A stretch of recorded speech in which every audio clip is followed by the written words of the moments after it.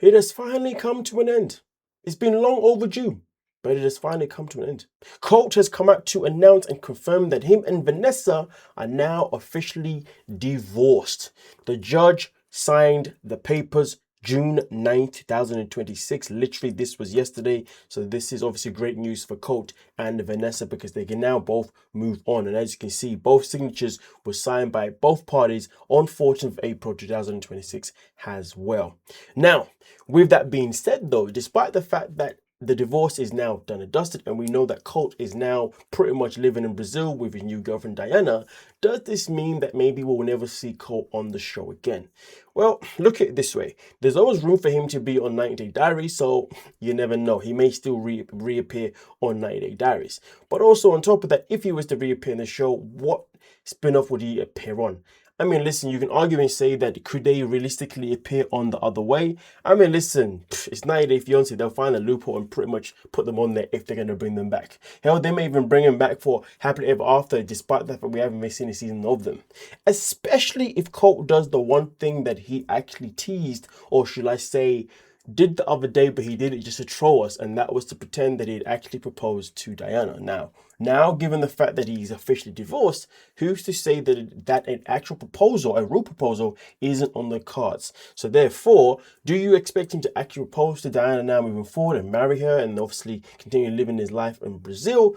And also on top of that, do you think they'll still find a way to bring him back on the show, whether that be the 90 Day Diaries or other way or anything else that you can think of? And if they do, will you be excited to see Colt once again on our screens, but this time with another woman?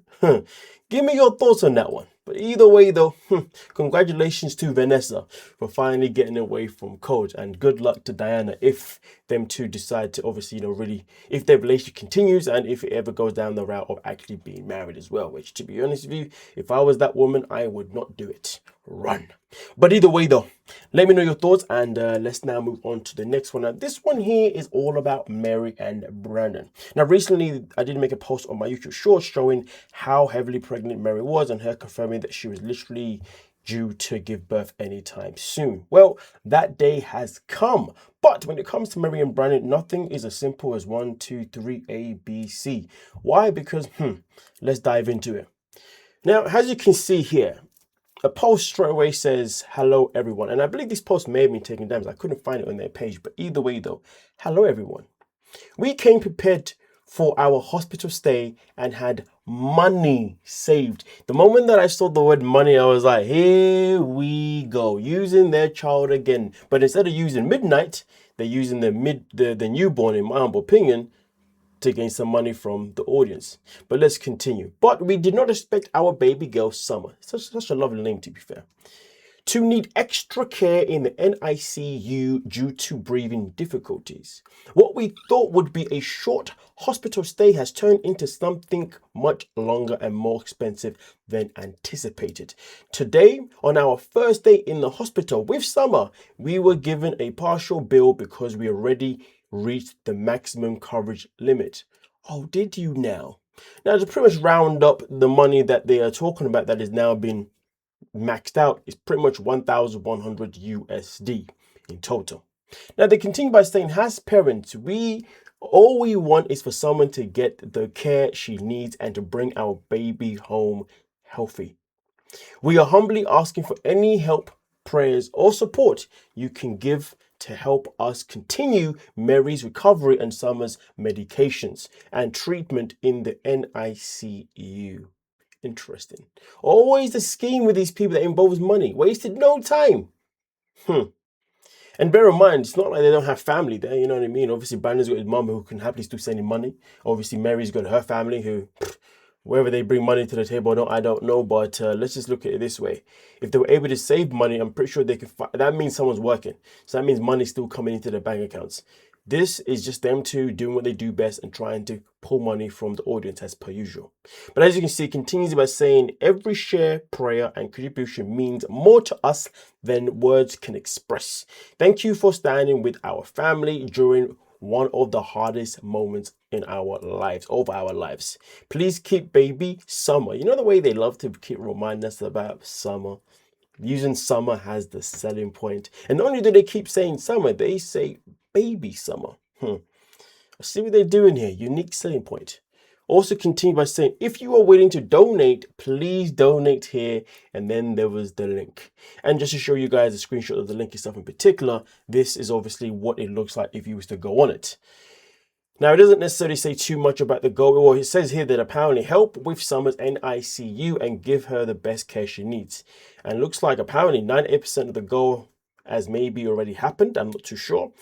But it continues by saying that, hello everyone, we are asking for prayers and a little help for our baby Summer. She's currently in the NICU due to breathing difficulties, and her hospital stay will be longer than expected. After just one day, the hospital in the hospital, our bills already reached up to 1,200 USD. A minute ago it was 1,100, but okay. Any support, big or small, means so much to our family. Thank you. And as you can see, there's also another post also made by them on their Facebook page, which this one here, again, I couldn't come across it, but either way, it does say, we just want to say thank you to everyone for all the love, prayer, support, and kindness you've shown our family during this time. There may be some people who will judge or spread negativity. I guess that's me, right? Judging. I say judging, yes. Questioning, yes. Hell, I'm not even judging. I'm just putting people on high alert of this madness, this potential scam. But that's what they've known for. Everything they've done has always been a scam. None of it has ever been legit. But anyway, it continues by saying, but there are twice as many people who love us, support us, and understand our situation. For that, we are truly grateful. Thank you for every prayer, message, donation, and word of encouragement. It means more to us than you know. Please continue to keep our little Summer in your prayers. We believe that soon we will be bringing her home healthily, strong, and surrounded by so much love. From the bottom of our hearts, thank you so much. Now listen, I truly hope that there's nothing wrong with their baby Summer. And this is a scam, to be honest with you. I really hope there's nothing wrong with the baby and this is a scam. But if there is something going on and there are some complications with the baby, I truly hope that the medical team is obviously doing the best they can. But what I say is there's still a reason to give these two money.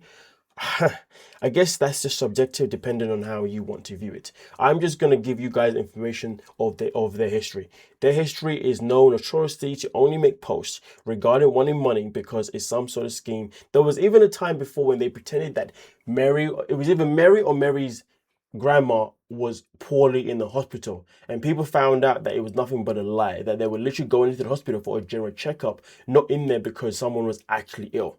There was that scam. Then there was a scam of them, I believe, pretending to sell iPhones or something like that.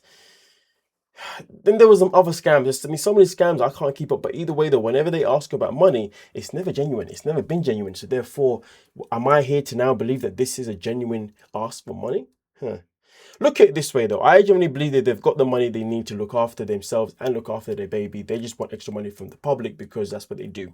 And the saddest thing about it is that when they notice that their child may have actually been under the weather or may actually be unwell, they saw it as an opportunity to seize to gain money from the public rather than to take as an opportunity to actually say, you know what, let's get off social media and let's just focus on the health of our daughter. But instead of focusing on the health of their daughter, they focus on running straight to social media pretty much within the same day, if not the next day the baby was born. It's a bit like Nikki Exotica. Literally, the whole time she was in hospital going through whatever complications that she was actually going through, legitimately, but the whole time she spent all of it on social media posting about how people should give her a GoFundMe and how people should stir for her. It's like, hold on a minute, but you're in hospital not feeling well. How are you thinking about being on social media at this time? So the fact that they think about going on social media straight away to gain money from their daughter's, alleged illness is absolutely just sickening. That would be the last thing that I'd be thinking about. But hey, maybe I'm moving mad. And if you believe that I'm the one moving mad, then please do let me know. But again, I'm just letting you guys know the history of what happens when it comes to these two. Trust is something that I wouldn't ever do or give for them to. But now with that being said, we're going to move on to the next and the last post. And this one is all about Leida. Leida's always in the post all the time with her and her criminal activities. Well, Sarcasm has come out to give us an update on what's happening with her right now. And as you can see, her lawyer QUITS says Leida persists criminal or fraudulent. Now, bear in mind, this woman has always been under so many investigations, but yet is still not to be arrested.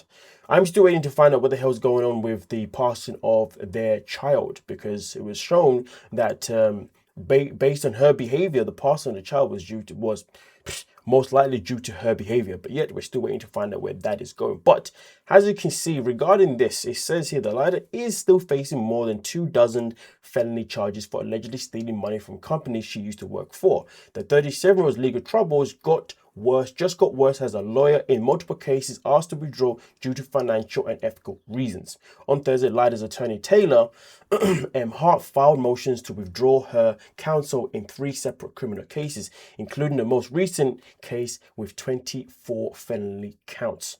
I respectfully move this court for order removing me as Mr.